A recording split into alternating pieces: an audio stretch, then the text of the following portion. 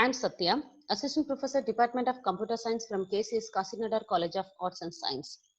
In this video, we are going to see about the CPU scheduling algorithm in operating system. In previous video, we have seen two algorithms, first come, first served and shortest job first. Here, the next algorithm is round robin.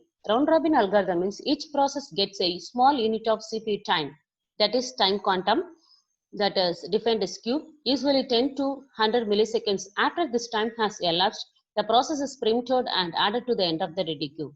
If there are n processes in the ready queue and the time quantum is Q, then each process gets 1 by n of the CPU time in chunks of at most Q time units at worst. No process waits more than n minus Q into Q time units. Timer interrupts every quantum to schedule next process. The performance is Q is large. We can use first in first out based, that is the first process that arrived should be taken out and executed. If the queue is small, then the queue must be large with respect to the context switch, otherwise overhead is too high. This is an example of the round robin algorithm with time quantum 4. There are three processes P1, P2, P3 with the burst time 24, 3 and 4. The time quantum allotted is 4 milliseconds. The Gantt chart is drawn. Likewise, the first process P1 is taken and is executed for 4 milliseconds. After the completion of the 4 time quantum, the process P1 is automatically preempted from the CPU and next process P2 is allotted. The P2 is with 3 burst time and is executed, and next P3 is taken over and it's also get executed with the burst time 3, and then the P1 is the remaining process and it's executed with the time quantum 4. The remaining burst time is 20, is divided into 5, and P1 is executed based upon the time quantum with 444. Likewise, the processes are executed. Typically higher average turnaround than shortest of first, but better response time. The response time means the first response get by the process by the CPU in the ready queue. In the round robin algorithm, each and every process will get the response time quicker. The queue should be large compared to context switch time. Queue usually 10 milliseconds to 100 milliseconds. The context switch is less than 10 milliseconds. The context switch means the time taken over between the processes allotted for the CPU. Here, the process P1 is allotted first, and after the time quantum get completed, the process P2 is allotted for the CPU. The process P1 is printed and P2 is allotted. The time taken is the context switch time. It should be minimum than the Q. Here, the time quantum and context switch time. Here, if the time quantum is 12, then there is no context switches. The process time is 10. If the time quantum is 6, then first 6, the process is executed and it's printed, and second 4 will be executed. So the context switch is only 1. And if the process time is 10 and the time quantum is 1 is allotted for the process, and the process is allotted 1 by 1, and for the process time 10 times is allotted and it's executed. So 9 context switches are take over here. Next one is the priority scheduling.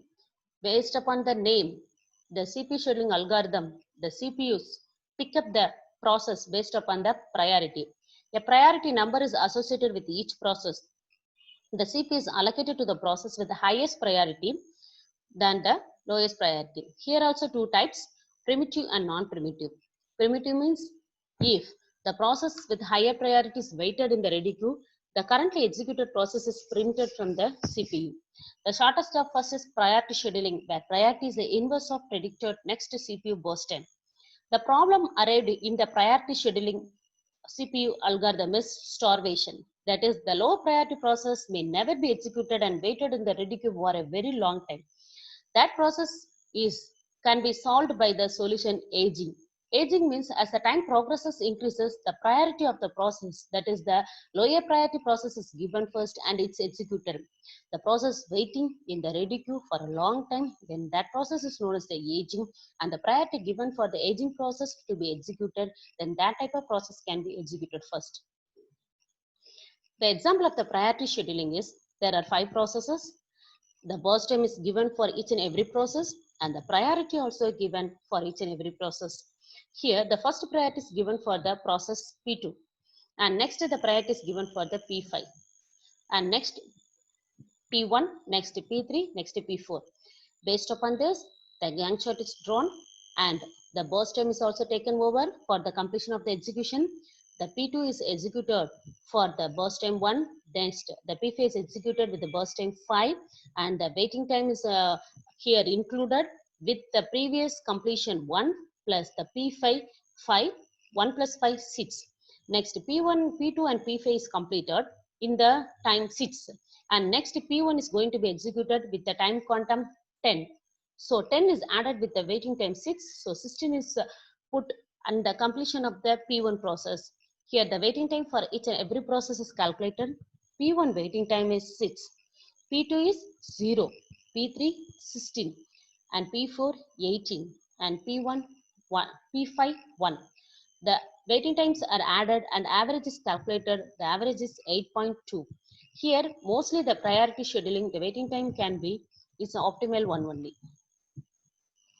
Now we are comparing the priority scheduling with the round robin.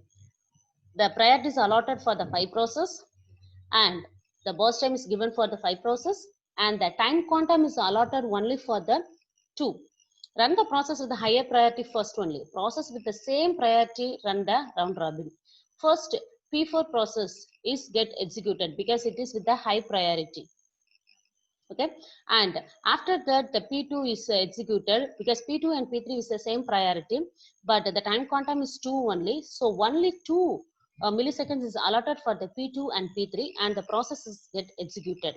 Next the P2 is allotted, next P3. So even after the round robin, that is the time quantum is allotted, first the higher priority process is executed and it's completed, then only move on to the lower priority. Here the lower first the higher priority P4 is completed and next P2 and P3 is completed and after that P1 and P5 is completed even though the time quantum is allotted. Next one is the multi-level queue. With the priority scheduling, have separate queues for each priority. Schedule the process in highest priority queue. Here T1, T2 are all the processes.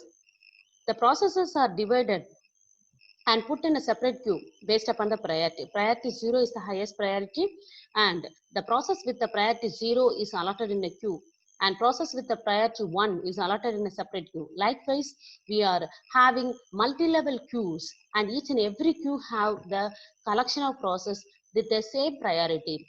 Here, the first priority with 0, that is it will completed and then it move on to the process with the priority 1 and after completion of that it's move on to the priority level 2. Likewise, each and every queues get cleared during the time of the execution. Multi-level queue. Here we can see the with example the priority is based upon the some applications system programs. Likewise, here the highest priority is the real-time process, the lower priority is the batch process. Moreover, the operating system, the system programs are with the higher priority. The application program that is developed by the user is with the lowest priority only.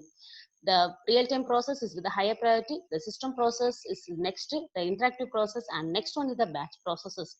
If the batch process is executed by the CPU, and at that time, if any one of the higher priorities available in the real-time process is ready for the execution, then it will stop the batch process and move on to the real-time process for the execution.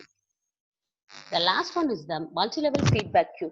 The process can move between the various queues. A multi-level feedback queue scheduler defined by the following parameters. Number of queues here, then scheduling algorithms for each queue. Method used to determine when to upgrade a process. Method to determine when to demote a process. Method used to determine which queue a process will enter when the process needs to services. Aging can be implemented using a multi-level feedback queue. Here, 3 queues are there, Q0, Q1 and Q3. Q0 means it's with the round robin with time quantum 8 milliseconds and Q1 is a queue with the round robin time quantum with 16 milliseconds and Q3 is first come first served. Here, 3 queues are there and multi-level queues and each and every queue follows separate algorithms. Scheduling. A new process enters in Q0, which is served in round robin. When it's gains CPU, the process receives 8 milliseconds. If it does not finish 8 milliseconds, the process is moved to the Q1. At Q1, the job is again served in round robin and receives 16 milliseconds for that completion. If it's still not completed, then it is printed and moved to the Q2. The example here, the same thing only. Here, if it's still not completed, it's moved and printed and moved to the Q2. Thank you.